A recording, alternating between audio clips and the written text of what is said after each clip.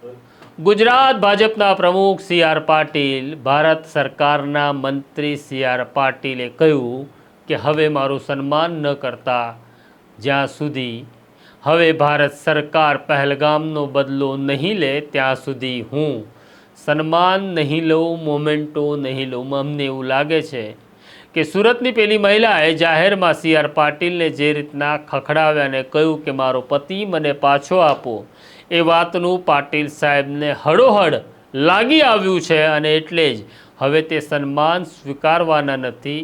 તે કહે છે પહેલાં પહેલગામનો બદલો લો. કોણે લેવાનો છે, મારે કે તમારે? તેની વિગતે વાત કરવી છે. વૈષ્ણવજન તો તેને કહીએ જે પીડ પરાઈ જાનાને રે. નમસ્કાર, નવજીવન ન્યૂઝમાં તમારું સ્વાગત છે અને હું છું તમારો પ્રશાંત દયાળ. આપણા દેશમાં એક પછી એક કમનસીબ ઘટનાઓ ઘટતી જાય છે. પછી પુલવામામાં આપણા સૈનિકો માર્યા જાય કે પછી કાશ્મીર ઘાટીની અંદર નિર્દોષ મજૂરો માર્યા જાય, આપણે દરેક વખતે એવો દાવો કરીએ છીએ કે અમે બદલો લઈશું, આરપારની લડાઈ લડીશું. અને હર્ષ સંઘવીની ભાષામાં વાત કરીએ તો કોઈ ચમરબંધીને છોડીશું નહીં. પણ કોણ છે ચમરબંધી અને ક્યારે તમે આરપારની લડાઈ લડશો તેની અમને ખબર નથી, કારણ કે અમે તો પ્રજા છીએ. બસ અમારું કામ મત આપવાનું છે. ગુજરાતની અંદર સી.આર. પાટીલની આગેવાનીમાં ચૂંટણી થાય છે અને ગુજરાતની પ્રજાએ ખોબે ને ખોબે એટલે 156 સીટો આપી અને પછી સી.આર. સાહેબ જે બીજા લોકોને તોડીને એમની વખારમાં લઈ આવે જુદો પ્રશ્ન છે. પણ પહેલગામની ઘટના થાય છે જેમાં સુરતના સ્ટેટ બેંક ઓફ ઇન્ડિયામાં કામ કરતા એક નાગરિકનું પણ મોત થાય છે. આ નાગરિક પોતાના પરિવારને લઈને પહેલગામ ફરવા ગયો હતો અને ત્યાં તેને મોત મળે છે. આ નાગરિકનું મોત થાય છે. તેની પત્ની શીતલ 2 બાળકો સાથે પાછી ફરે છે. તેને મળવા માટે ભાજપના નેતાઓ આવે છે, જેમાં કેન્દ્રીય મંત્રી, ગુજરાતના પ્રમુખ અને નવસારીના સાંસદ સી.આર. પાટીલ પણ પહોંચે છે અને આ સ્ત્રી જાહેરમાં ખખડાવે છે. આ કહે છે અમે તમને મત આપ્યા હતા પાટીલ સાહેબ, અમારા મતનું શું થયું? મત એટલે આપ્યા હતા તમે અમને બચાવશો. અમે ટેક્સ શેનો ભરીએ છીએ કારણ કે તમે અમને બચાવશો, પણ એવું કંઈ થયું નહીં પાટીલ સાહેબ. તમે તો અમને બરબાદ કરી નાખ્યા. લાવો મારો પતિ મને પાછો આપો, મારે બીજું કંઈ જોઈતું નથી. અને પછી બીજા જ દિવસે આ બેન બદલાઈ જાય છે.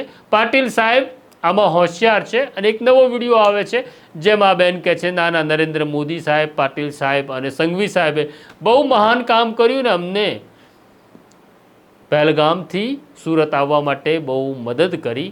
ખેર, મદદ તો એક મૃતદેહ લાવવા માટે કરી, પણ આ મૃતદેહ લાવવાની મદદ કરતાં અમને ત્યાં બચાવી લીધા હોત તો વધુ સારું હતું. પણ શીતલબેનની કંઈક મજબૂરી હશે, તેમને બદલાવવું પડ્યું. 2 નાના બાળકો તેમની નજર સામે હશે. પણ સી.આર. પાટીલને આ ઘટનાનું બહુ માઠું લાગ્યું હોય તેવું લાગે છે. તેમણે હવે નક્કી કર્યું છે કે હું જે કોઈ કાર્યક્રમમાં જઈશ ત્યાં હવે હું સન્માન નહીં સ્વીકારું. આ સારી વાત છે પાટીલ સાહેબ કે તમે સન્માન ન સ્વીકારો અને તમે પહેલગામને યાદ કરો. પહેલાં પાટીલ સાહેબે શું કહ્યું સન્માન નહીં સ્વીકારવા માટે તેનો વિડીયો જોઈ લો. સાહેબે એવું નિર્ણય કર્યું છે કે કોઈ બુકે અને મોમેન્ટોથી એમનું સ્વાગત નહીં થાય જ્યાં સુધી પહેલગામનો બદલો ના લેવાય. એટલે ખાલી આપણે ગ્રુપ ફોટો માટે અહીંયા ઉભા થયા છે. Shri Giri is time with us. નહીં, thank you. નહીં, સ્વાગત નથી, ખાલી મોમેન્ટ છે.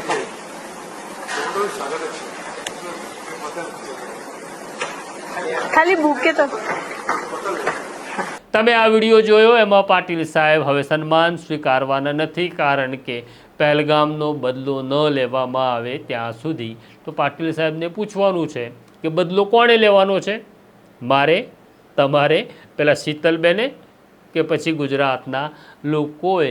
જેને બદલો લેવાનો છે તેને ખાલી યાદ કરાવતા રહો. તમે દિલ્હીમાં છો, નાના અને મોટા સાહેબને બંનેને કહેજો કે જલ્દી બદલો લો ભાઈ, અમે થાકી જઈશું, કારણ કે અમે સન્માન વગર તો નહીં જીવી શકીએ. અમારે મોમેન્ટોની પણ જરૂર છે. તમે નહીં લડો તો પછી મારું સન્માન અટકી જશે. એમ કહી એમને પહેલગામ યાદ કરાવતા રહેજો 3 ટાઈમ, સવાર, બપોર, સાંજે. જેમ ડૉક્ટર ગોળીઓ આપે છે એમ ભારત સરકાર તમને ને મને ગોળી ના આપી દે. બસ આપણે ચિંગમ ચગળતા રહીએ બદલાની, તેવું ન થાય. અને એવી વ્યવસ્થા કરજો કે આજ પછી ભારત સામે આંખ ઉઠાવવાની કોઈ આતંકી હિંમત ન કરે, કારણ કે મારો દેશ મારા માટે મહત્ત્વનો છે અને મારો દેશ મારા માટે આબાદ રહેવો જોઈએ.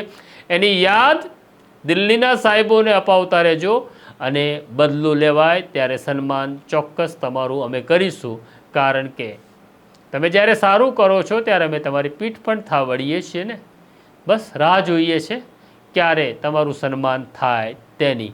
તો આ પ્રકારની સ્ટોરી જોવા માટે નવજીવન ન્યૂઝ જોતા રહો, લાઈક કરો અને શેર કરો. મને અને મારા સાથી જયંત દાફડાને રજા આપો. નમસ્કાર. વૈષ્ણવજન તો તેને કહીએ જે પીડ પરાઈ.